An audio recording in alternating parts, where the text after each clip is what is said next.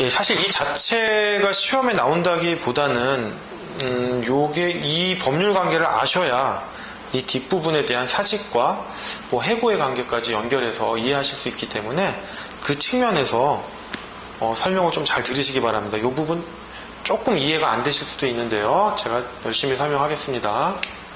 자,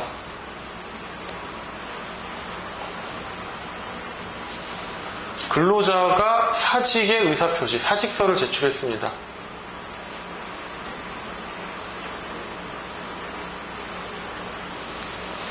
자, 그럼 이거에 대한 법적 해석을 어떻게 봐야 될까요? 사직서 제출을. 첫 번째, 이거는 그냥 이 제출로 사용자가 뭐라 하든 간에 근로자에겐 퇴직의 자유가 있지 않느냐. 단독행위다. 그 자체로 효과가 발생한다. 사직서가 도달하면.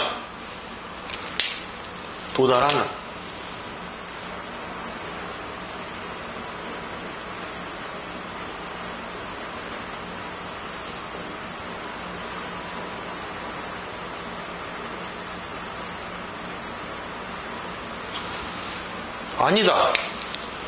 사직도 근로자의 청약과 사용자의 승낙에 따른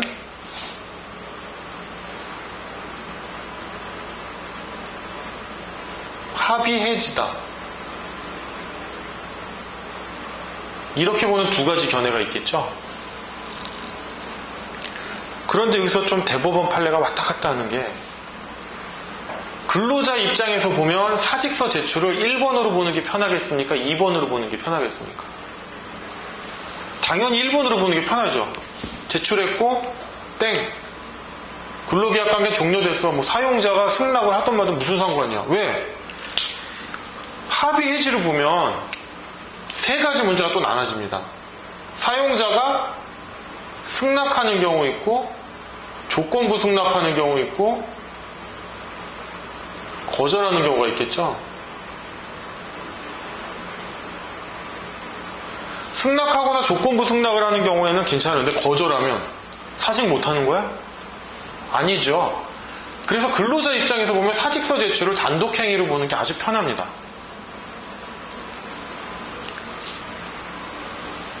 합의 해지를 볼 경우 사용자가 승낙을 바로 해주면 뭐 요 경우랑 요 경우는 별 큰 차이가 없겠죠. 근데 조건부 승낙을 하면 이런 또 법리가 나오죠.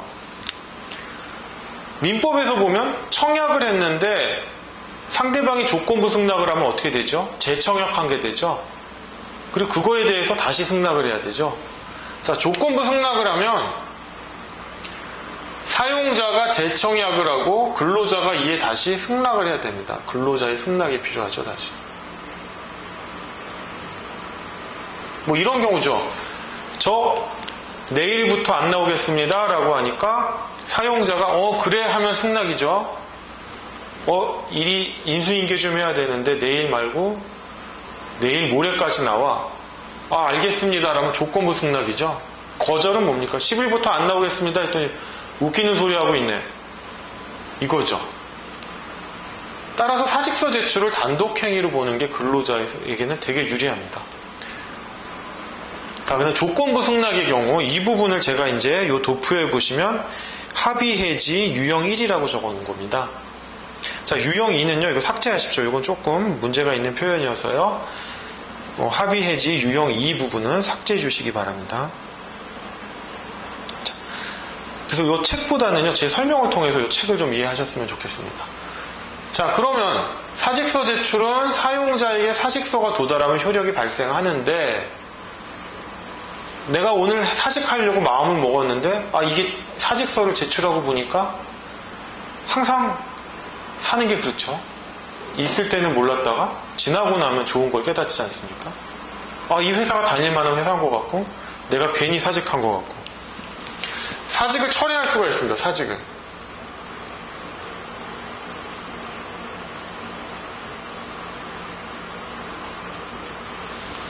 근데 이 사직의사 철회에 대해서 사직서 제출을 단독행위로 보면 아주 난감해집니다. 그러나 사직의사 철회를 사직서 제출을 합의 해지로 보면 사직 의사 철회가 아주 이론 구성하는 게 편해집니다. 즉 근로자에게 유리하다는 거죠. 즉 다시 말해서 사직서 제출은 단독 행위로 보는 게 근로자한테 편하고 사직 의사 철회의 경우에는 사직서 제출을 단독 행위가 아닌 합의 해지로 볼 경우 근로자에게 유리한 해석이 나온다는 겁니다. 실제로 대법원 판결이 그렇고요. 그래서 이 부분은 하나의 법논리로 이해하지 마시고 근로자에게 유리한 게 무엇이냐. 자 보시면요. 사직서 제출을 단독 행위로 보면 자 민법 제527조입니다. 민법 527조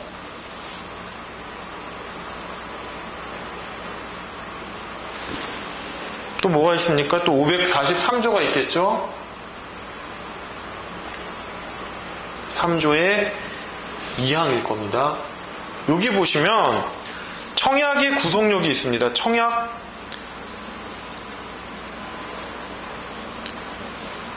그 다음에 민법 제543조 2항은 해지 의사표시의 구속력입니다.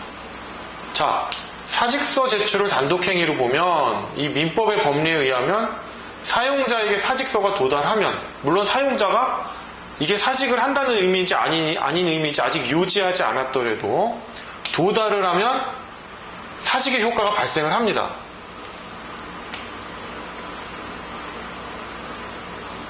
이거 의문이 없겠죠? 그런데 사직서 제출을 합의 해지로 보면 사직 의사 철회를 언제까지 가능하게 할 수 있느냐? 자, 사직서 제출을 합의 해지로 봅니다. 청약을 했죠? 청약을 한 거죠. 사용자에게 사직서가 도달했죠? 아직 승낙한 거 아닙니다. 이때 사용자가 승낙을 하고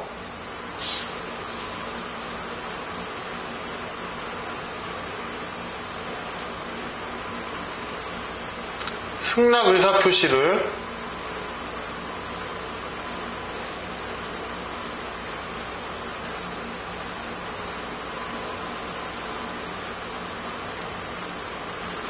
자, 칠판 보이시는지 모르겠습니다. 자,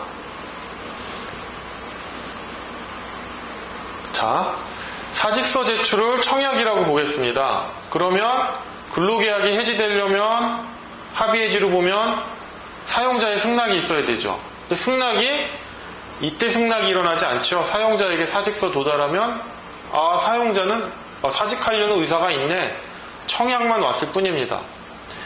이때 사용자가 그래 너 사직해라고 승낙을 하고 이 승낙 의사 표시가 근로자에게 도달하는 시점에 합의 해지가 일어납니다. 그러니까 아까와 달리 이 기간 중에도 사직 의사 철회가 가능한 겁니다. 대법원 판례가 그렇게 해석을 하고 있습니다. 57페이지에 아래에 있는 판례도 그렇고요. 그 다음 페이지 58페이지에서도 보면 이런 식으로 인정하고 있습니다. 자, 이건 뭐냐? 단독 행위로 보면 철회가 이 정도까지밖에 인정이 안 됩니다.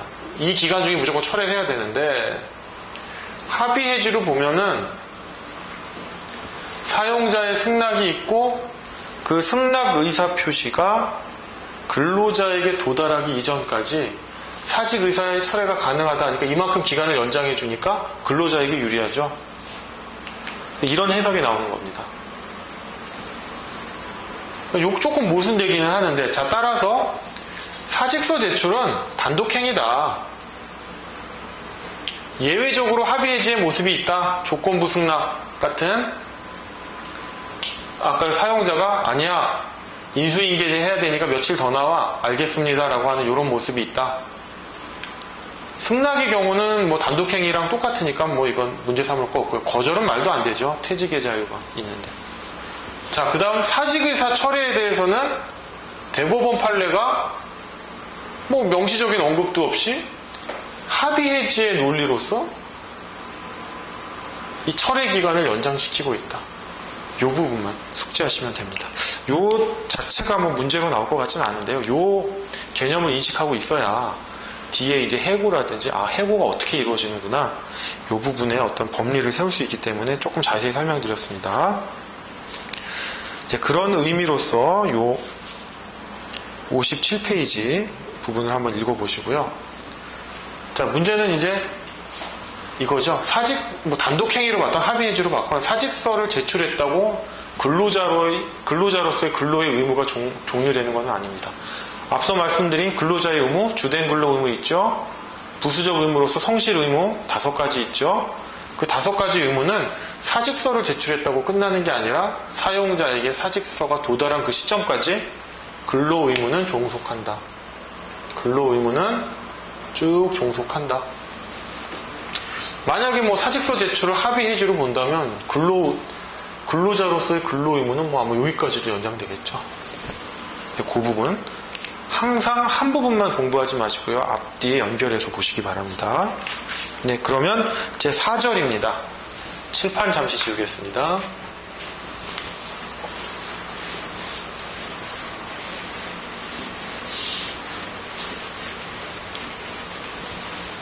네. 사직의 의사표시의 하자인데요. 사직의 의사표시, 사직서를 제출했는데 민법의 의사표시 하자 이론이 그대로 적용됩니다. 제일 문제되는 게 비진의 의사표시에 의한 무효인데요. 이런 경우가 있습니다. 예를 드는 겁니다. 현대자동차에 있던 근로자들이 근로를 하다가 사장님이 옮겨가시니까 어디 현대건설로 갔다. 그럼 근로관계가 단절되지 않습니까? 현대자동차에서는 사직의 의사표시를 합니다. 그리고선 현대건설에 가서는 다시 입사 지원을 합니다. 그럼 근로관계가 종료된 거거든요. 사직의 의사표시를 했으니까. 그런데 이분들은 사직의 의사표시를 하긴 하지만 사직한다는 생각을 안 하고요. 이 근로관계가, 즉 근로계약 관계가 계속 연결된다고 생각하거든요. 그런데 떡하니 사용자가 나쁜 마음을 먹고 현대자동차에서 사직 의사표시를 하니까 그래 대뜸 사직해주고 현대건설에서 재취업을 안 시켜주는 겁니다. 이 경우 근로자의 사직의 의사표시가 진정한 의사표시냐? 이 경우 비진의 의사표시에 의한 무효의 법리가 적용되는 것입니다. 59페이지 참고해 보시면 이 판례를 보시면요. 비진의 의사표시가 인정되는 경우랑 부정되는 경우가 있는데 판례 반드시 숙지하셔야 됩니다. 제가 설명 안 드리는 건 안 중요해서가 아니고요. 판례만 읽어보시면 어떤 경우에 비진의 의사표시가 인정되는구나 쉽게 알 수 있기 때문에 설명을 안 드리는 것입니다. 그 다음에 드문 경우긴 하지만 강박에 의한 의사표시 취소도 가능할 거고요. 60페이지 보시면 기타의 경우 통정허위 표시나 착오에 의한 의사표시의 무효나 취소 등이 가능할 것입니다. 자, 그 다음에 중요한 것은 법률가, 특히 변호사가 되실 여러분들에게는 이 부분 반드시 답안지에 기재해 주셔야 되고 실무 나가서도 문제가 되는데요. 입증 책임의 분배 문제입니다. 자, 읽어보겠습니다. 사직의 의사표시에 하자가 있는지 여부에 대한 입증 책임은 민사소송법의 일반 원칙이죠. 법률 요건 분류설에 따라 입증 책임이 분배된다. 성립 요건은 법률 효과를 주장하는 자가 부담하고 효력 요건의 부존재는 법률 행위의 효력을 부정하는 자가 부담해야 된다. 따라서 근로자가 사직을 바라는 효과 의사 없이 사직의 의사표시를 한 경우 사직이 성립하는지 여부, 그 성립 요건은 사직의 성립을 인정하려는 사용자가 입증하고 효력 요건, 즉 사직의 효력이 발생하지 않는다라는 효력 요건의 부존재는 사직의 효과를 부정하려는 근로자가 입증하게 됩니다. 대부분도 근로자가 근로관계의 종료를 의미하는 사직의 의사표시를 한 것에 대한 입증 책임은 사용자에게 있다고 판시한 바 있습니다. 이 부분 반드시 입증 책임의 분배 답안지에 써주셔야 됩니다. 답안지가 폼이 나게 되죠. 자, 그 다음 61페이지 제12장 시취업규칙인데요. 사실 이 취업규칙은 조문의 편제상 근로기준법 후반부에 위치하고 있지만 사용자는 다수의 근로자들의 근로조건을 획일적으로 결정하기 위해서 근로계약보다는 취업규칙을 많이 이용하고 있고요. 또한 노동조합이 없는 사업장도 많고 노동조합이 있더라도 비조합원에게는 취업규칙이 우선적으로 적용되기 때문에 취업규칙은 정말 많이 문제되고 있습니다. 오죽하면 변호사 시험 제1회 기출문제에서도 취업규칙이 나올 정도로 취업규칙은 매우 중요합니다. 따라서 취업규칙을 우선적으로 검토하겠는데요. 자, 이 취업규칙은 이 1회 시험에 나왔으니까 안 나오겠지라고 생각하시면 안 됩니다. 이 취업규칙은 다른 어떤 규정하고도 계속 연결됩니다. 해고가 됐건 임금이 됐건. 왜 연결되냐면 여러분들이 이제 회사에 가보시면요, 근로계약서를 작성하시는데 한 장입니다. 한 장. 기껏해야 2장입니다. 아니, 근로계약 관계를 규정할 게 그거밖에 없는가? 그게 아니라 웬만한 건 다 취업규칙으로 돌려놓습니다. 근로계약은 정말 간단한 거. 아까 말한 뭐 근로조건의 명시 의무 같이 가장 기본적인 사항만 적어놓고요. 아까 근로조건의 명시 의무가 몇 조죠? 17조? 17조로 제가 기억하는데 맞죠? 네, 40페이지 보시면 근로기준법 제17조가 근로조건의 명시 의무를 규정하고 있습니다. 자, 그럼 뭐가 문제되냐면 그럼 취업규칙은 또 방대하게 있느냐? 그렇지 않습니다. 취업규칙이다라고 딱 못을 박아버리면 사용자가 취업규칙이라는 근로기준법 규정에 발을 묶이게 되니까요. 인사규정, 보수규정, 징계규정, 복리후생규정, 뭐 별의별 규정이라는 이름을 다 붙여가지고 취업규칙의 규정을 무효하고 있습니다. 심지어는 그 인사규정, 보수규정도요, 너무 양이 많아서 인사규정 시행규칙, 보수규정 시행 세칙, 뭐 이런 식으로 뭐 또 세분화를 하고 있습니다. 자, 사용자 입장에서는 그러한 인사규정이나 보수규정, 징계규정이 취업규칙이었으면 좋겠습니까? 아니었으면 좋겠습니까? 아니었으면 좋죠? 자기 멋대로 하고 싶은데. 아니, 이거 내 돈 들여 차린 내 회사인데 내 멋대로 하고 싶은데 뭘 취업규칙이니 뭐니 해가지고 와서 간섭을 하느냐. 근데 근로자 입장에서는 내 미래가 불안하고 내 임금이 보장돼야 되기 때문에 가급적이면 근로기준법의 적용을 받고 싶어하고 근로기준법에 규정된 취업규칙으로 모든 내용을 포섭시키고 싶은 겁니다. 그러니까 항상 모든 쟁점은 취업규칙이다? 아니다. 이 문제부터 시작이 되는 겁니다. 막바로 뭐 취업규칙이니까 취업규칙이 어쩌고저쩌고 이렇게 서술하지 마시고요. 물론 문제에서 취업규칙이다라고 주어지면 모르겠지만 그렇지 않다면 이게 취업규칙인지 여부를 반드시 따지시기 바랍니다. 자, 좀 서설이 길었는데요. 제1절 취업규칙 일반이론 들어가겠습니다. 정의: 취업규칙이란 사용자가 근로자의 복무구율과 임금 등 당해 사업의 근로자 전체에 적용될 근로조건에 관한 준칙을 규정한 것을 의미한다. 예, 판례도 동일하게 규정하고 있습니다. 심지어 그 밑에 판례는 기아자동차 사례인데요. 자구계획서도 뭐 예외적으로 취업규칙에 해당한다. 왜? 종업원의 근로조건 변경을 내용으로 하는 불이익한 내용을 담고 있기 때문입니다. 자, 다음 62페이지 보시면 화살표 맨 위에 취업규칙은 근무 형태별, 고용 형태별로 각각 취업규칙을 작성하여 하나의 사업장에 복수의 취업규칙을 운영하는 것도 가능하고 그 내용이 상이하더라도 무방하다.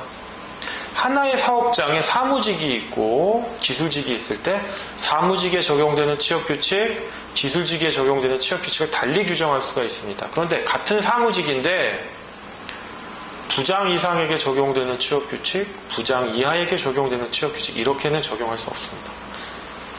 이 부분 염두에 두시고요. 그 다음에 취업규칙의 법적 성격인데요. 뭐 계약설과 법 규범설이 있지만 대법원 판례는 법 규범설의 입장에 있다는 겁니다. 법 규범설의 입장에 있어야 근로기준법 제97조가 당연한 규정이 되고요. 계약설의 입장에 선다면 근로기준법 제97조가 취업규칙에 반하는 규정이 됩니다. 당연히 법 규범설의 입장입니다. 자, 로마자 3번 취업규칙의 작성 및 신고 의무가 있는데요.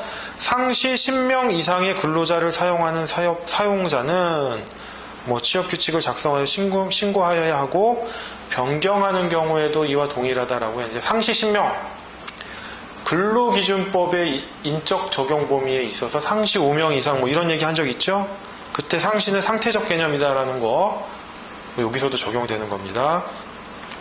자, 63페이지 취업규칙의 작성 또는 변경 절차인데요. 근로기준법 제94조가 규칙의 작성과 변경 절차를 규정하고 있는데 제가 참고 부분에 도표를 이거 쉽게 표현해 놨습니다. 취업규칙의 작성 또는 변경은 근로자의 과반수로 조직된 노동조합이 있다면 노동조합의 의견을 거치고 노동조합이 없다면 근로자 과반수의 의견을 거쳐야 합니다. 취업규칙이 불이익하게 변경될 경우에는 근로자의 과반수로 조직된 노동조합이 있다면 노동조합의 동의를 얻고 노동조합이 없다면 근로자 과반수의 동의를 얻어야 합니다. 자, 이때 노동조합의 동의라는 건 무엇일까? 제가 적진 않았는데요. 이 부분 반드시 필기하시기 바랍니다. 노동조합의 동의란 노동조합 대표자의 동의를 의미하는 거지 노동조합 소속 조합원 과반수의 동의를 의미하는 게 아닙니다. 그러니까 노동조합 대표자가 동의를 했는데 내가 동의를 하긴 했는데 이거 찬반 투표를 거쳐서 노동조합 조합원 과반수의 동의가 나와야 내 동의가 효력이 있는 거야 라는 이런 말 할 수 없는 겁니다. 또는 노동조합 대표자가 동의 안 하고 우리 노동조합원 투표를 거쳐서 동의를 가름하겠다 이런 것도 안 되고요. 노동조합 대표자가 단독으로 할 수 있는 것입니다. 자, 근로기준법 제94조는 상시 10명 미만의 근로자를 사용하는 사용자가 상시 10명 미만이면 취업규칙을 작성하고 신고할 의무가 없죠. 그런데 본인이 근로기준법을 너무 충실히 적용하고 싶어가지고 취업규칙을 작성했다라면 근로기준법 제94조를 준수하라는 것입니다. 또한 의견 청취 절차를 규정하고 있는 점에 비추어서 집단적 동의 절차는요, 묵시적 동의는 인정되지 않습니다. 이 부분 주의하시고요. 대법원 판례 보시면 노동조합의 동의를 의미하지 노사협의회에 의한 동의는 효력이 없다라는 점, 이 부분도 하나 체크해 두시고요. 자, 로마자 5번 취업규칙의 내용입니다. 취업규칙에는 이런 내용이 들어가야 된다. 객관식 시험에나 나오는 내용이고요. 64페이지 보시면 참고 박스 하단에 취업규칙에 반드시 기재하여야 할 필요적 기재사항을 누락한 경우에도 취업규칙으로서의 효력은 유효하다. 다만 근로조건 명시 의무 위반에 따른 벌금은 처해진다라는 점, 이 부분 주의하시고요.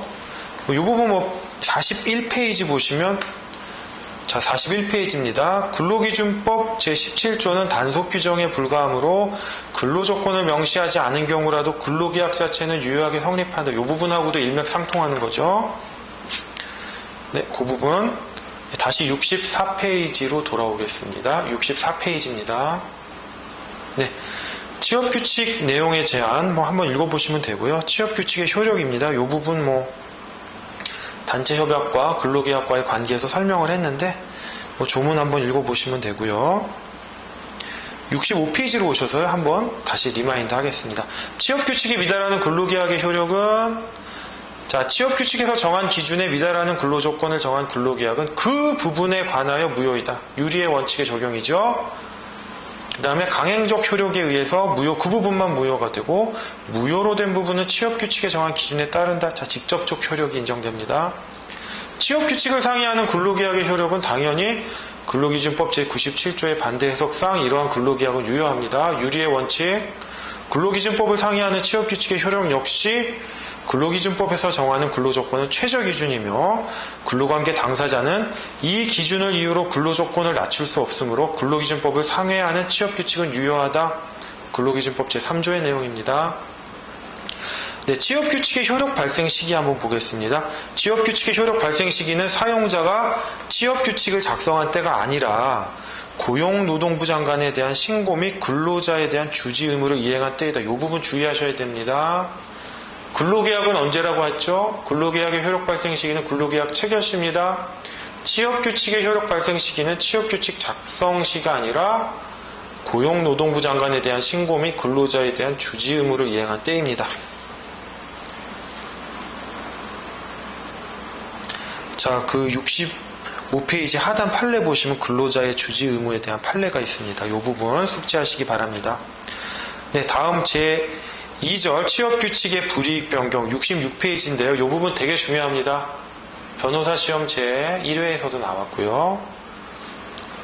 앞으로 이 부분은 기출문제라고 해서 소홀히할 부분이 아닙니다. 언제든지 문제가 될 수 있습니다. 이 부분에 대해서 꽤 많은 페이지를 거쳐서 내용을 쓰고 있는데요. 우리 시험이 이제 사례형 문제다 보니까 어느 쟁점이 어떻게 벌릴지 모르니까 이 쟁점을 모두 숙지해야 됩니다. 만약에 약수형 문제 같으면요, 그냥 처음부터 끝까지 그냥 일필휘지로 써내려, 이 내용을 다 써내려가면 되지만, 사례형의 경우에는 이 쟁점이 문제되는 부분이 있고, 이 쟁점이 문제가 안 되거나, 쟁점이 이미 문제 속에서 다 해결된 경우가 있습니다. 그런 경우 쓸 필요가 없죠. 쟁점이 문제되는 경우만 써야 되니까요. 하지만 수험생 입장에서는 다 알아두셔야 되고요. 다 안 다음에 어느 쟁점이 사례에서 어떻게 문제되는지를 파악하셔서 문제되는 쟁점만 뽑아서 답안지 기술하셔야 될 겁니다. 자, 취업규칙의 불이익 변경인데요. 이 부분 상당히 중요하니까 판서를 통해서 서술하겠습니다.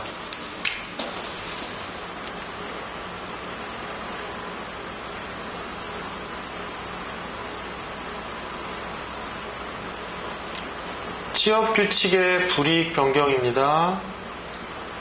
취업규칙을 유리하게 변경하면 아무 문제가 안 되겠죠. 불이익하게 변경하니까 근로자들에게 문제가 생기는 거죠. 자, 1번 불이익 변경의 의미. 취업규칙의 불이익 변경은 기존의 취업규칙 규정을 근로자에게 불리하게 변경한 경우뿐만 아니라 불리한 취업규칙 규정을 신설하는 경우도 포함된다. 네. 자, 이 경우 취업규칙 변경이 근로자 전체에 대하여 불이익하지 않고 일부의 근로자들에게만 불이익한 경우 불이익한 변경인지 여부 및 불이익한 변경이라고 하더라도 그 동의를 구해야 하는 근로자들의 범위가 문제됩니다. 자, 이런 경우죠. 예, 죄송합니다. 예, 취업규칙 인사규정, 보수규정을 변경했다고 합시다. 보수 규정을 변경을 했는데요.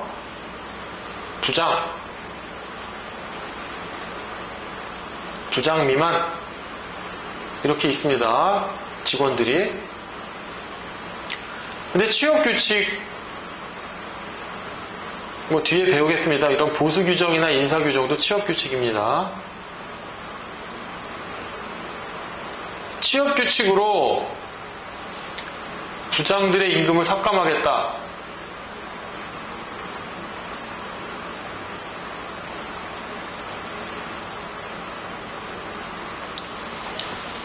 그럼 부장들이 동의하겠습니까? 정신 나간 사람 아니면 동의 안 합니다. 부장 미만들은 당장은 나한테 피해가 없으니까 동의를 할 수도 있을 것 같은데 여기서 차츰 이제 부장으로 올라갈 사람들은 이거 나한테 곧 적용되는데 이거 좀 그러네. 이런 부분들. 자, 이 사람한테는 불리한 변경이 맞죠. 근데 이 사람한테는 불리한 변경인지 여부가 애매합니다.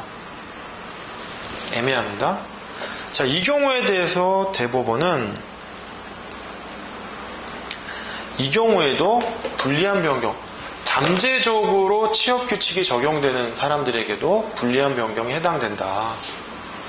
그리고 이 잠재적, 그 다음에 취업규칙을 불이익하게 변경하려면 근로자 과반수의 동의를 받아야 되는데요.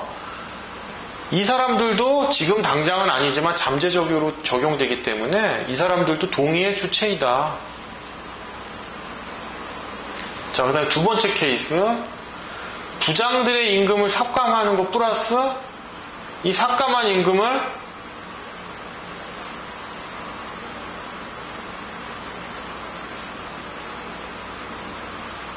부장 미만에게 나눠주겠다. 부장 미만에게 분배하겠다. 분배해서 부장 미만의 월급을 올리겠다. 이건 절대 안 불리한 거죠. 부장한테는 불리한데 부장 미만은 아주 유리하죠. 그럼 이거는 불리한 변경이냐? 불리한 변경이라면 부장 미만들도 동의를 받아야 되느냐? 이런 문제가 생기는 겁니다. 자, 하나하나 보시면, 자, 판례 한번 보겠습니다. 첫 번째 판례 93-1893입니다. 같은 개정에 의하여 근로자 상호 간의 이분리에 따른 이익이 충돌되는 경우에는 그러한 개정은 근로자에게 불이익한 것으로 취급하여 근로자들 전체 의사에 따라 결정하게 하는 것이 타당하다. 자, 이 경우 부장들의 임금을 삭감해서 삭감한 임금을 부장 미만에게 분배한다면 부장에게 불리하죠. 부장 미만에게 유리하죠. 유불리가 충돌하죠. 이 경우에는 전체의 동의를 구해야 한다 이것입니다. 96다 1726번 판결, 그 아래에 있는 판결인데요. 그 부분도 전체적으로 보아 근로자에게 불리한 것으로 취급하여 종전의 급여 규정에 적용을 받고 있던 근로자들의 집단적 의사결정 방법에 의한 동의를 필요로 한다 이렇게 판시하고 있습니다. 자, 취업규칙 변경 시 유불리가 충돌하는 경우인데요. 근로조건 내용에 충돌하는 경우는 변경 취지와 경위 등 각 규정과의 체계 등을 고려하여 종합적으로 판단하고요. 이제 근로자 상호 간의 충돌이 문제되는 경우, 이 경우가 제일 문제되는데 적용되는 집단 내의 통일적인 규율을 위한 불리한 변경이라면 이것도 불리한 변경이라고 보아야 할 것입니다. 다수의 근로조건이 동시에 변경된 경우에는 개별 근로조건별로 유불리를 판단해야 합니다. 자, 판례 보시면 불이익 변경으로 본 판례와 그렇지 않은 판례가 있습니다. 자, 67페이지 보시면 로마자 2번 불이익 변경의 동의 절차인데요. 취업규칙의 불이익 변경과 관련하여 근로자 과반수의 동의 절차에 의하여 문제되는 게 있습니다. 그러니까 집단적 의사결정 절차를 거쳐야 하는데 회람 방식, 각기격파식으로 회람 방식에 의한 근로자의 개별적 동의가 허용되는지. 2번 개인적으로 취업규칙에 동의한 근로자 개인에게 취업규칙의 불이익 변경의 효력이 미치는지 여부. 개인적으로 근로계약에다가 나는 변경된 취업규칙을 승인합니다라고 이렇게 쓴 근로자들이 있습니다. 이 경우에도 동의 절차를 대신하는 건지. 그 다음에 사회통념상 합리성이 있다고 인정되는 경우 동의 절차를 생략할 수 있는지 여부가 문제되는데요. 이 세 가지가 총 문제됩니다. 특히 세 번째 사회통념상 합리성이 있다고 인정되는 경우는 일본 판례에서 인정되는 경우인데요. 이 부분은 좀 뒤에서 설명드리겠습니다. 자, 1번 동의의 주체. 취업규칙의 불이익 변경에서 동의의 주체가 되는 근로자 집단이라 함은 불이익하게 변경된 취업규칙이 직접적으로 적용되는 근로자뿐만 아니라 간접적으로 잠재적으로 장래 적용이 예상되는 근로자도 포함한다. 아까 이 경우죠. 부장들의 임금을 삭감한다. 부장들의 임금을 삭감하는데 부장 미만에게 분배하는 이런 거 없는 경우 부장들에겐 불리한 게 맞고요. 부장 미만에겐 유리할 것도 없습니다. 그냥 애매모호한데 이 사람들도 잠재적으로 부장에 승진하게 되면 이 규정의 적용을 받거든요. 그러니까 이 사람들까지 적용 대상에 해당된다는 겁니다. 부장 미만들도. 그와 관련된 판례가 2009도 2238 판결입니다. 이 부분 한번 보시고요. 다음 페이지 68페이지인데요. 자, 근로자 과반수의 동의죠. 근로자 앞부분에 보시면 63페이지입니다. 취업규칙 63페이지 도표 참고인데요. 취업규칙의 불이익 변경이 근로자의 과반수로 조직된 노동조합이 있다면 노동조합의 동의를 얻어야 되고요. 근로자의 과반수로 조직된 노동조합이 없다면 근로자 과반수의 동의를 얻는다. 앞에서 제가 설명드렸죠. 자, 그러면 68페이지로 오셔서요. 근로자 과반수라는 거는 기존의 근로조건 또는 취업규칙에 적용을 받는 근로자 집단의 과반수를 의미하는 것입니다. 그리고 이러한 근로자 과반수로 조직된 노동조합의 동의를 받아야 되는데요. 아까 말씀드린 대로 노동조합 대표자의 동의를 득하면 되는 것이고 조합원 과반수의 투표 절차를 추가로 거쳐야 된다든지 이런 절차는 필요가 없습니다. 그리고 이러한 노동조합 대표자의 동의는 단체 협약 체결을 통한 동의로서도 가름할 수 있다는 점, 이 부분 주의하셔야 되고요. 자, 96-2507 판례. 노동조합 대표자의 동의를 의미하는 것이며 노동조합 소속 조합원 과반수의 동의를 의미하지는 않는다. 요 부분입니다.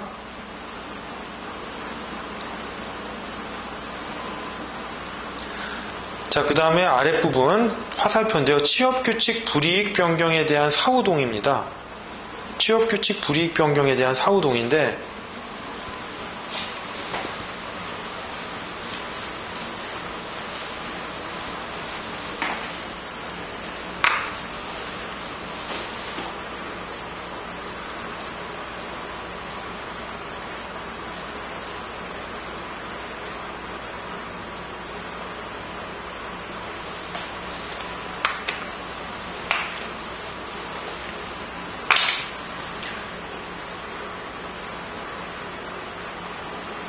자, 취업규칙이 변경됐습니다. 이때. 근데 노동조합의 동의 내지는 노동조합이 없는 경우에는 근로자 과반수의 동의죠. 이 동의를 못 받고 있었습니다. 못 받고 있다가 이때 동의를 받은 겁니다. 노동조합의 동의, 방법이 뭐가 있다고 했죠? 노동조합의 동의는 노동조합 대표자의 동의를 의미하지 조합원 과반수의 투표 절차를 필요로 하지 않는다. 노동조합 대표자의 동의는 단체 협약을 통해서도 가능하다. 앞서 설명드렸습니다. 자, 취업규칙이 이때 변경되었고요. 취업규칙 변경에 대한 동의를 이때 받았습니다. 즉 사후동의인데요. 그러면 그 효력이 이렇게 소급을 하느냐? 소급을 하느냐? 근데 문제는 이 취업규칙이 만약에 뭐 퇴직금 관련된 거라고 해봅시다. 퇴직금 관련 규정이 불이익하게 변경된 겁니다.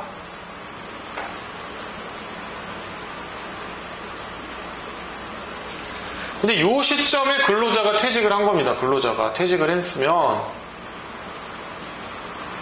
취업규칙이 불이익하게 변경됐지만 동의를 안 받았으니까 이 취업규칙이 적용되는 게 아니라 이 사람은 종전 취업규칙이 적용되겠죠. 종전 취업규칙이 적용돼서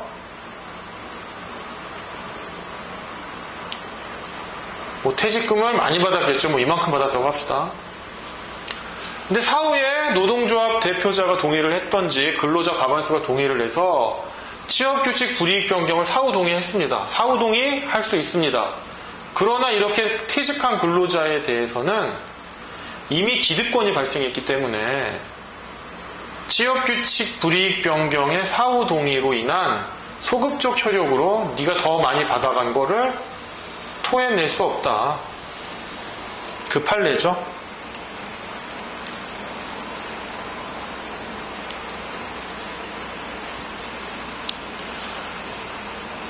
자, 그 화살표 부분 보겠습니다. 취업규칙 불이익 변경에 대한 사후동의는 가능하지만 사후동의에 의한 소급표로 인하여 이미 성립한 근로자의 기득권을 침해할 수는 없다.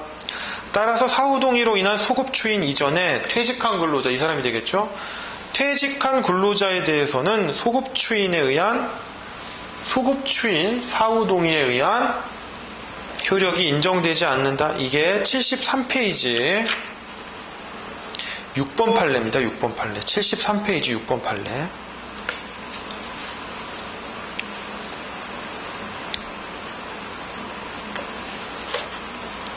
제가 하나 설명을 좀 누락한 게 있는데요. 요 윗부분 2007-85,997 판결입니다.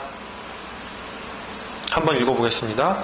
정년퇴직 연령을 단축하는 내용으로 취업규칙의 기존 퇴직 규정을 변경하고 이에 관하여 기존 퇴직 규정에 적용을 받던 근로자의 과반수로 구성된 노동조합의 동의를 얻은 경우 위 취업규칙의 변경 개정은 적법유효하다.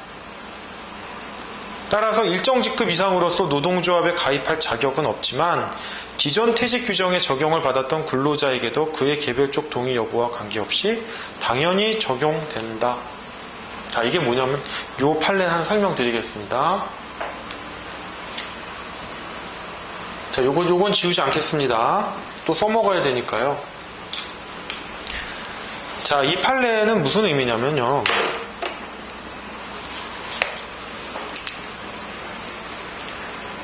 이렇게 근로자가 있는데 근로자의 범위가 넓지 않습니까? 그러면 단체 협약이나 취업 규칙 또는 노동조합, 이제 노조법에서 배우겠지만 노동조합에는 조합 규약이 있습니다. 그 규약으로 조합원으로 가입할 수 있는 범위를 규정합니다. 즉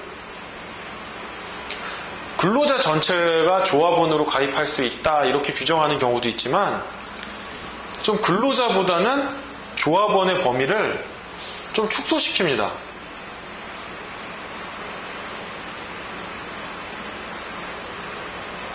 왜냐하면 근로자 중에는요 상당히 고참 근로자들, 부장급 이상 되는 근로자들은 아예 그냥 본인들이 노동조합에 가입하고 싶어도 조합원 자격을 부여하지 않는 겁니다. 부장 이상 되는 근로자, 부장 근로자라고 하겠습니다. 이 사람들은 본인들이 원해서 비조합원이 된 게 아니라 조합에 가입하고 싶어도 단체 협약이나 조합 규약에서 조합원 자격을 부여를 안 하는 겁니다. 그럼 이때 취업규칙 불이익 변경을 했습니다. 뭐 임금 같은 거를 불이익 변경해가지고 이제부터 근로자들은 임금을 좀 삭감하겠다. 그래가지고 이 조합원들 다수가 동의한 겁니다. 동의를 했지만 그 취업규칙은 근로자들 전체한테 미치지 않겠습니까? 나는 노동조합에 가입할 수 없어서 노동조합 대표를 선출할 수도 없었고 그래서 나의 의사는 반영되지 않지 않았냐 라고 하지만 이 경우에도 이 조합원들로 이루어진 노동조합의 대표의 동의 또는 근로자 과반수의 동의를 득한다면 그에 속하지 않는 이 부장 근로자들에게도 취업규칙의 효력이 미친다는 것입니다.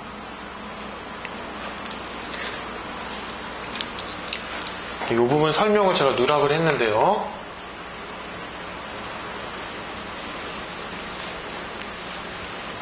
설명드렸고요. 다시 돌아와서요. 취업규칙 불이익 변경 다시 한번 리마인드 하겠습니다.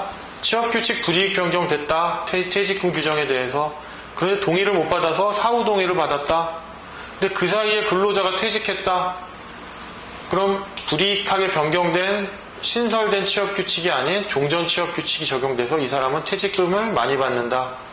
사후 동의도 유효하고 그 소급적 효력도 인정되지만 이렇게 기득권이 발생된 분한테는 근로자에게는 취업규칙 불이익 변경에 따라서 받은 퇴직금 중에 초과된 부분을 반환달라고 할 수 없다. 그 부분 73페이지 6번 판례입니다.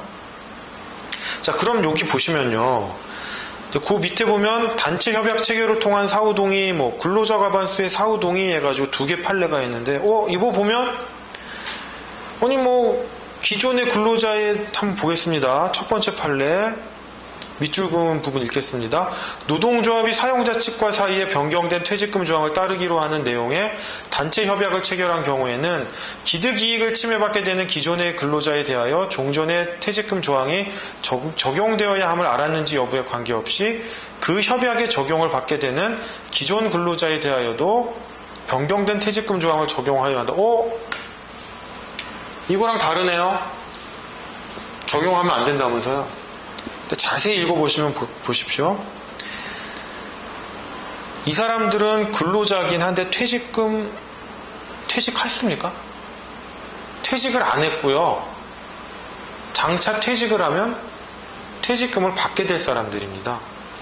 즉 이 사람들은 옛날 퇴직금 규정에 의하면 많이 받게 되고요. 바뀐 퇴직금 규정에 의하면 조금 받게 되는데 분명히 그것 때문에 장래에 발생할 권리가 침해된 건 맞지만 아직 그 권리가 확정적으로 발생된 건 아니지 않습니까? 재직 중이기 때문에. 이 사람은 퇴직한 사람이고요. 그러니까 다른 겁니다.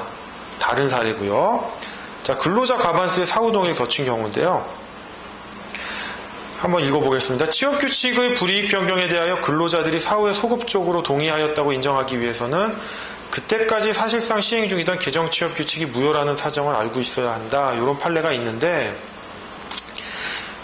여기 손가락을 보시면요. 종전 판례는 취업규칙의 변경이 무효인 사정을 모르고 동의를 하였다면 소급적 추인인 사후동의로 볼 수 없다고 판시하였지만 이후 대법원은 무효인 사정을 알았는지 여부와 상관없이 동의를 하였다면 소급적으로 추인한 것으로 보고 있다라고 해서 앞에 말한 단체 협약 체결을 통한 사후동의와 비슷하게 가고 있습니다. 근데 제가 그 판례를 안 쓴 건요. 원래 기존 판례를 변경하려면 전원합의체 판결을 통해서 변경을 해야 되는데 이 판례가 그냥 전원합의체 판결이 아닌 뭐 1부, 2부 그런 부부 판결로 나왔습니다. 근데 이에 대해서 전원합의체 판결을 통한 판례 변경은 아니지만 학계에서는 이를 실질적으로 판례를 변경한 것으로 보고 있는데요. 뭐 아직은 이렇게 두 개 대비되는 판결이 있다라는 정도만 아시고요. 뭐 조만간 뭐 전원합의체 판결이 나오진 않을까 이렇게 예상됩니다. 즉 앞에 판례와 뒤에 판례의 중요한 점은요. 개정 취업규칙이 무효라는 사정을 알았는지 여부와 상관이 없다라는 점. 그런 식으로 지금 판례의 추이가 가고 있다는 겁니다. 단체 협약 체결을 통한 사후동의건 근로자의 과반수를 통한 사후동의건 취업규칙의 변경이 무효인 사정을 뭐 알았는지 몰랐는지 여부에 따라서 동의를 했다면 그 소급적 추인인 사후동의로 볼 수 있는 것입니다. 그 다음에 그 단체협약 체결을 통한 사후동의에 있어서 2003다 27,429 판결은 퇴직한 근로자가 아니라 재직 중인 근로자이기 때문에 아까 설명드린 요거와는 다른 결론이 나온다는 거, 그 부분까지도 아시기 바랍니다. 네, 그 다음 다 노사협의회에 의한 동의는 원칙적으로 부정됩니다. 다만 단서를 보시면 그 근로자 위원들이 동의를 함에 있어서 사전에 그들이 대표하는 각 부서별로 근로자들의 의견을 집약 및 취합하여 그들의 의사표시를 대리하여 동의권을 행사하였다는 것으로 동일시할 수 있다면 예외적으로 효력이 인정됩니다. 자, 그 다음 2번 근로자 과반수 동의의 방법인데요. 노동조합의 동의, 즉 노동조합 대표자를 통한 동의가 아닌 근로자 과반수의 동의는 보시면 근로자총회 등의 회의 방식에 의한 동의를 구해야 하고요. 교대제 근무를 통해서 전체 근로자가 모일 수 없는 경우에는 회람 및 서명 방식에 의한 동의도 예외적으로 가능합니다. 근데 원칙적으로는 안 되는데요. 여기 보시면 다만 사업장이 분산되어 있거나 교대제 근무 등으로 근로자총회를 개최하기 어려운 경우 부서별로 근로자들이 자유롭게 찬반 의견을 표명하는 절차를 거쳐 의견을 취합하는 과정을 거쳤다면 예외적으로 회람 및 서명 방식에 의한 동의의 효력을 인정할 수 있다 이겁니다. 취업규칙 불이익하게 변경됐는데 인사팀 직원이 들고 다니면서 사인해. 그러면 내가 사인 안 하면 뭐 불이익 받을 것 같고 그냥 어쩔 수 없이 사인하게 되죠. 그게 아니라 회람 및 서명 방식을 거쳤더라도 근로자들이 자유롭게 토론하고 내 의사를 개진할 수 있는 상황이었고 다만 교대제 근무 등으로 인해서 근로자 집회 총회 등을 할 수 없는 경우에 한해서만 예외적으로 회람이나 서명 방식에 의한 근로자 동의가 가능하다는 점입니다. 자, 70페이지 넘어가서요. 음영 부분입니다. 근로기준법 제94조가 의견 청취 절차를 규정하고 있는 점에 비추어 집단적, 근로자 과반수의 집단적 동의 절차에 묵시적 동의는 인정되지 않고요. 또한 사후동의를 하더라도 묵시적 사후동의는 인정되지 않습니다. 즉 명시적인 동의, 명시적인 사후동의만이 인정되는 것입니다. 자, 3번 근로자의 개인별 동의의 효력인데요. 무조건 인정 안 됩니다. 왜냐하면 근로자의 개인별 동의의 효력을 인정하면 이 근로기준법에서 취업규칙 불이익 변경은 노동조합의 동의라든지 근로자 과반수의 동의를 거쳐라고 하는 이 규정을 잠탈합니다. 따라서 무조건 되지 않고요. 그러면 그 개별적으로 동의한 근로자에 한해서는 그 취업규칙 불이익 변경이 그 근로자에 한해서는 효력이 미친다? 안 미친다라고 봐야 됩니다. 무효입니다. 자, 그 다음 4번 71페이지 사회통념상 합리성이 있는 경우 동의 절차 생략 가능성인데요. 사실 일본의 경우에는 취업규칙을 불이익하게 변경할 경우 동의 절차를 규정하고 있지 않기 때문에 이런 판례가 나왔습니다. 잘 모르시는 분들이 이런 판례를 무분별하게 수입해서 사회통념상 합리성이 있다면 취업규칙 불이익 변경할 경우에도 근로자 동의 노동조합이나 근로자 과반수의 동의 안 거쳐도 되지 않느냐라고 하고 있고요. 대법원도 이를 받아들여서 밑줄 그은 부분 보시면 취업규칙 불이익 변경 시 근로자 집단의 동의를 대신할 정도로 법적 규범성을 시인할 수 있을 정도로 사회통념상 합리성이 있는 경우 동의 절차를 생략할 수 있다고 판시하고 있어서 이를 인정하고 있는데, 이게 근로기준법 94조의 취지를 몰각할 우려가 있어서 허용될 수 없다는 입장입니다. 이것이 학설의 다수 입장이고요. 하지만 여러분들은 이 판례 반드시 알아줘야 되고요. 사용자의 입장에서는 이 판례가 아주 강력하기 때문에 반드시 사용자 입장에서는 주장을 해줘야 됩니다. 이거 취업규칙 불이익한 변경인데 사회통념상 합리성이 있을 정도로 법적 규범성을 시인할 수 있기 때문에 동의 절차 안 거쳐도 돼. 이 취업규칙 불이익 변경은 유효야라고 하는 사용자의 항변으로서 반드시 이 부분 주장해야 됩니다. 네, 그 다음 72페이지입니다. 중간 부분인데요. 사회통념상 합리성이 인정되는지 여부를 판단하는 시점은 취업규칙 변경 당시의 상황이지 그 이후 재판을 통해서 재판 당시 시점으로 판단하지 않습니다.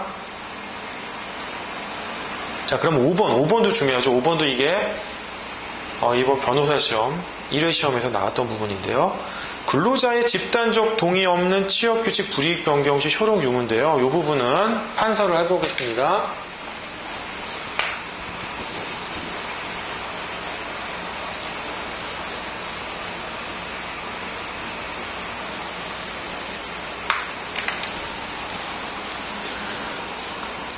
근로자의 집단적 동의 없는 취업규칙 불이익 변경 시에요.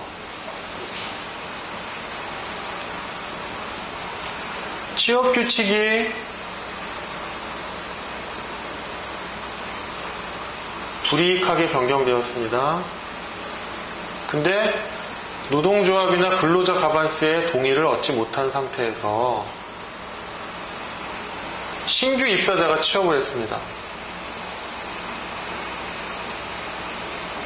자, 그러면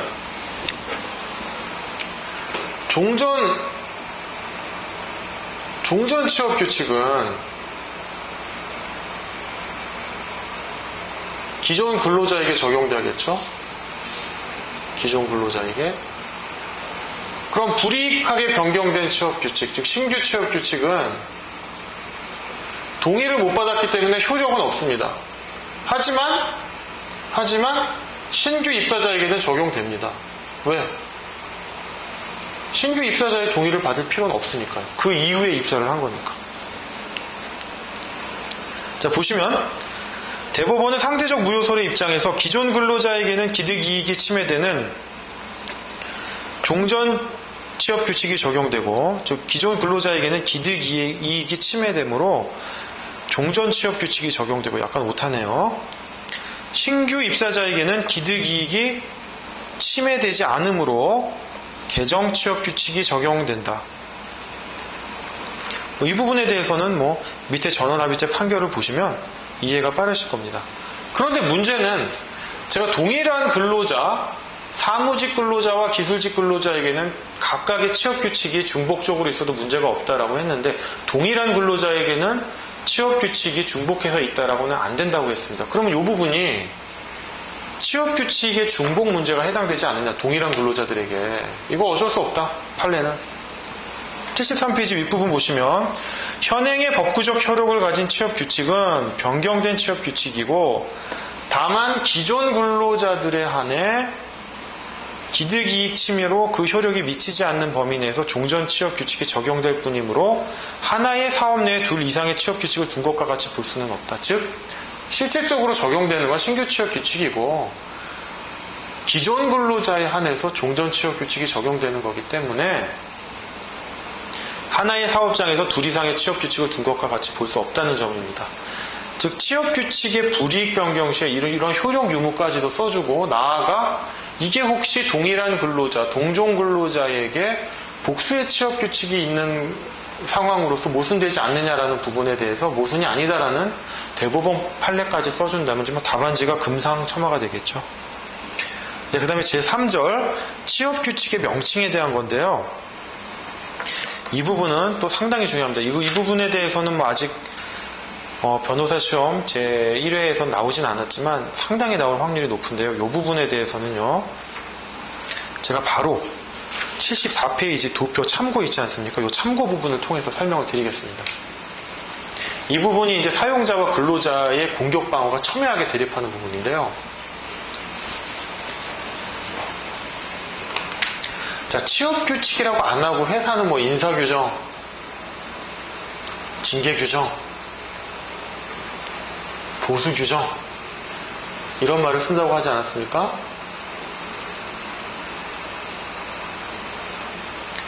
그러면 사용자는 어떤 주장을 하느냐? 첫 번째 딱 보시면 1번 근로계약상 사용자가 보유한 노무지휘권 내지 인사권의 행사를 구체화한 거다. 즉 이거는 취업규칙과 상관이 없다. 취업규칙이 아니다라고 주장을 해버리는 겁니다. 그럼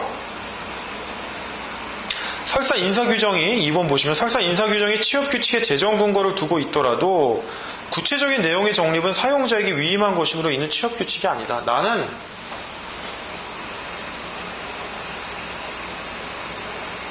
취업규칙은 취업규칙대로 있고 취업규칙에서 이러한 근거를 인사규정이나 징계규정을 사용자 마음대로 제정하라고 난 위임을 받았다.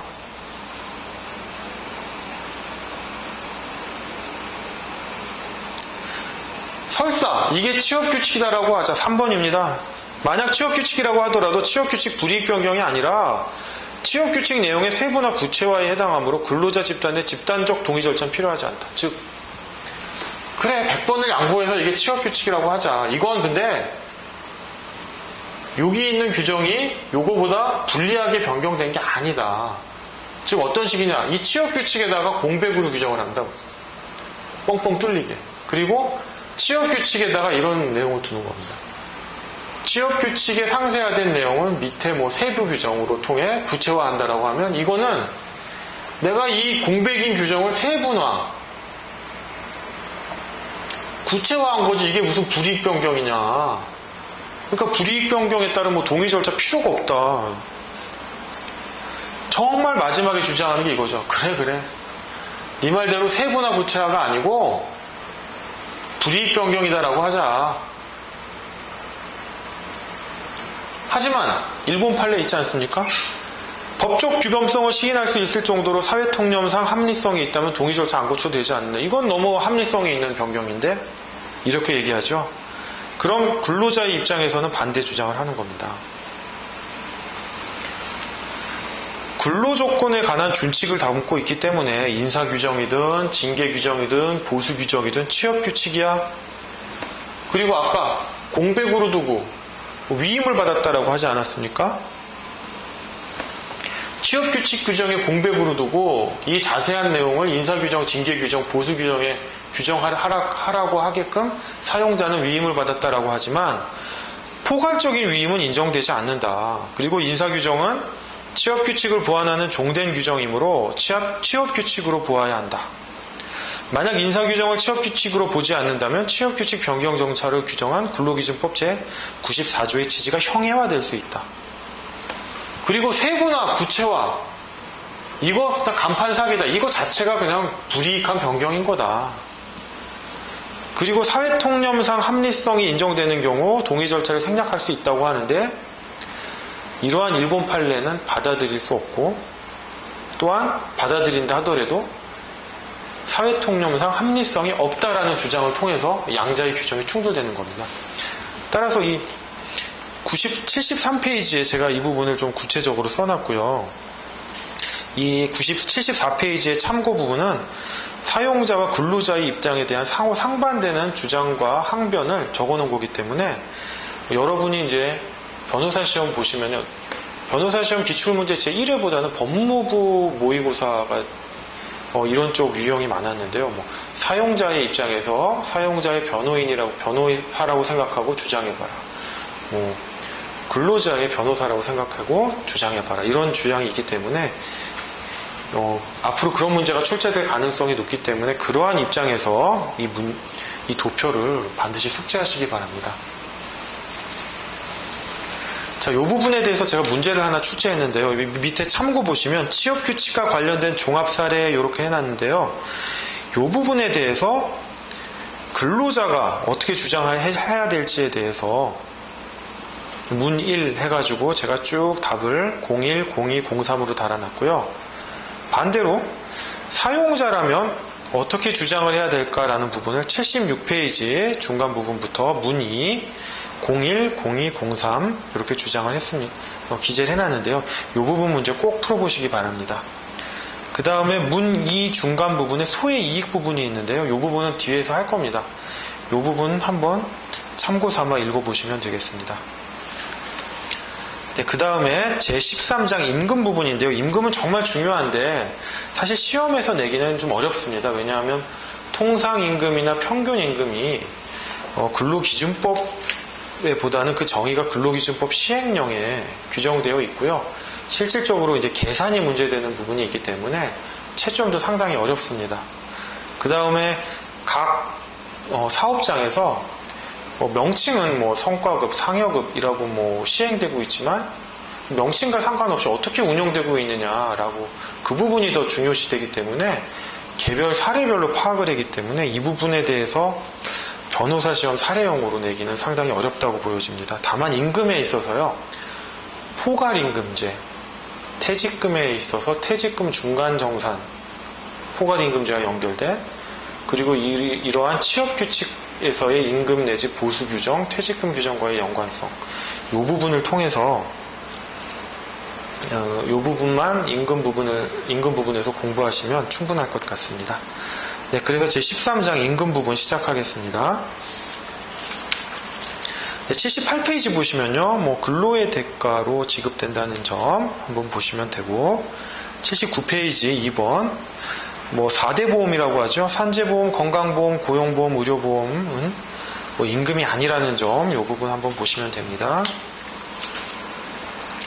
자, 임금의 지급 방법 80페이지입니다. 통화불, 직접불, 전액불, 월 1회 이상 일정 기일 지불 원칙. 이 부분 제가 다음 페이지에 설명하고 있는데요. 그때 설명드리겠습니다. 자, 로마자 3번 임금의 수준은 최저임금법 규정이 있죠. 최저임금 이상으로 지급되어야 한다. 그러나 개별 근로계약이나 취업규칙, 보수 규정이 되겠죠. 단체 협약 등의 방법으로 규정할 수 있다. 자, 제가 임금에 대해서 이건 시험하고 상관없는 얘기인데요. 회사 다녀보신 분들은 알겠지만 이 임금 항목이 기본급, 그 다음에 상여, 성과 이렇게 구분되어 있습니다. 그 외에 OT 그래가지고 이게 오버타임입니다. 오버타임. 시간의 근로를 한 경우인데요. 사용자가 뭘 갖고 장난을 치냐면 어떤 연장 시간 외 수당이라든지 연차 휴가 근로 수당, 모든 퇴직금 같은 것들이 기본급을 기준으로 산정을 하니까 기본급 포션을 줄여 놓습니다. 아주 요만큼으로. 요 부분을 늘려 놓습니다. 아니 이렇게 하든 어차피 받는 총액은 똑같지 않아라고 하지만 해피할 때, 행복할 땐 똑같습니다. 어떻게 하든 이렇게 하든 이렇게 하든 받는 급여는 똑같으니까요. 근데 나중에 어떤 트러블이 생길 때 기본급이 적어지면 불리하거든요. 어떤 휴업을 한다든지 뭔가 연차 휴가 또는 시간의 근로수당, 퇴직금에 있어서 이 기본급 포션이 커야 근로자에겐 유리하거든요. 사용자는 어떻게든 이 기본급 포션을 줄이려고 하고요. 그러다 보니까 최저임금법이 나온 겁니다. 최저임금 이상은 줘야 한다. 그러니까 여러분들도 이제 변호사 시험 합격하셔서 로펌이나 기업에 채용됐을 때 무턱대고 총액이 많다고 기뻐하지 마시고요. 임금 항목을 따져서 기본급을 얼마 주는지 이 부분을 확실히 파악한 다음에 기본급을 많이 주십시오라고 주장하시기 바랍니다. 이거 시험과 관계없는 약간의 팁이었습니다. 자, 그럼 본론으로 돌아와서요. 80페이지의 임금채권의 시효는요. 3년입니다. 그 다음에 각 채권의 각 임금과 관련된 소멸시효 기산일인데요. 요거 한번 도표 참고로 보시고요.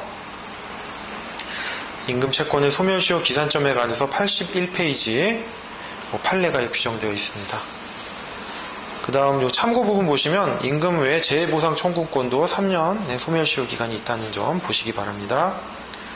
자, 82페이지 제2절 임금의 지급 방법인데요. 임금은 통화로 지불해야 되고요. 강제 통용력이 있는 직접 지불 원칙, 전액 지불 원칙, 일정 기일 지불 원칙이 있습니다. 이 부분 암기하시면 좋고요.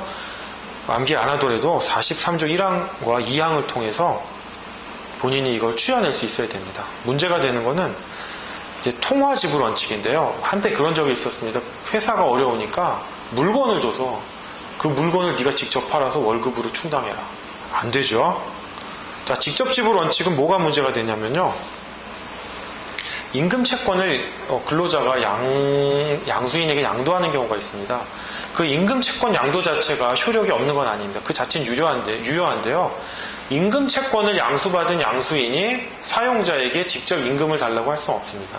사용자는 직접 지불 원칙에 따라서 양도인, 즉 근로자에게 직접 지급해야 되지 채권 양수도 계약이 유효한지 무효한지는 그거는 사용자가 알 바가 아닙니다. 자, 전액 지불 원칙, 임금은 전액 지불되어야 되는데요. 전차금 상계에 있어서 어떻게 한다고 했죠? 사용자는 상계를 할 수 없지만 근로자가 직접 상계 가능하고 복리후생적인 대여금 재직 중에 주택구입자금이라든지 우리사주 조합 같은 거, 우리사주 할 때 대여한 금액 같은 그러한 대여금은 사용자뿐만 아니라 근로자가 언제든지 상계할 수 있다는 점, 그 부분에 한해서는 전액 지불 원칙이 이해가 될 것입니다. 그 다음에 일정 기일 지불 원칙이 있습니다. 자, 82페이지 하단 보면 직접 지불 원칙과 임금 채권의 양도 문제 한번 살펴보시고요. 자, 그럼 83페이지 직접 지불 원칙과 임금 채권 대위 변제의 문제인데요. 이건 별거 아닙니다. 사용자가 있는데 근로자한테 임금을 줘야겠죠. 그런데 다른 제3자가 근로자한테 임금을 준 겁니다. 그러다 보니까 민법에서 뭐가 생기죠? 변제자 대위. 대위에서 제3자는 근로자의 지위에서 여기다가 임금을 청구할 수 있겠죠? 그럼 사용자는 이걸 거부할 수 있느냐? 거부할 수 없다는 겁니다. 아까 임금 채권은 양수가 안 된다면서요? 이거랑 다르죠? 사용자가 있고 근로자에게 임금을 줘야 되는데 이 근로자가 양수인에게 임금 채권을 양도한 겁니다. 이 경우 양수인이 사용자에게 임금 청구를 하면 이건 안 됩니다. 직접 지불 원칙에 반하니까 사용자는 근로자에게 직접 줘야 되는데 이 경우 보십시오. 근로자가 이미 임금을 받았죠. 물론 제3자한테 받은 거니까. 임금을 이미 받았으니까 이 경우에는 사용자가 제3자한테 임금을 줘야 된다. 이거는 직접 지불 원칙에 반하지 않는다. 이 경우랑 다른 경우입니다. 그 다음에 전액 지불 원칙과 명예퇴직금 압류인데요. 명예퇴직금은 임금이 아니니까 전액 압류가 가능합니다. 자, 그 다음에 사용자의 근로자에 대한 채권과의 상계인데요. 근로자가 이에 동의하거나 근로자가 스스로 임금 채권을 자동 채권으로 하여 손해배상 채무와 상계하는 것은 허용이 됩니다. 그 다음에 초과 지급된 임금과의 상계인데 이건 뭐냐면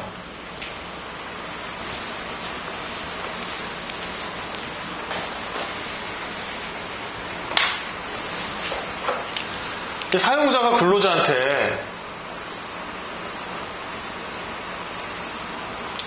100만 원 임금을 줘야 되는데 착오로 110만 원을 준 겁니다. 110만 원.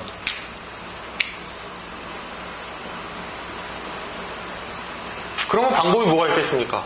근로자가 이 10만 원을 부당이득으로 돌려줘야겠죠. 사용자가 부당이득 반환 청구를 하거나 다음 달 월급에서 100만 원 줄 거와 10만 원 줄 거를 상계해서 90만 원만 이렇게 주면 되겠죠. 요 상계가 가능하다는 겁니다. 근데 무조건 다 되는 건 아니고 대법원 판례 보시면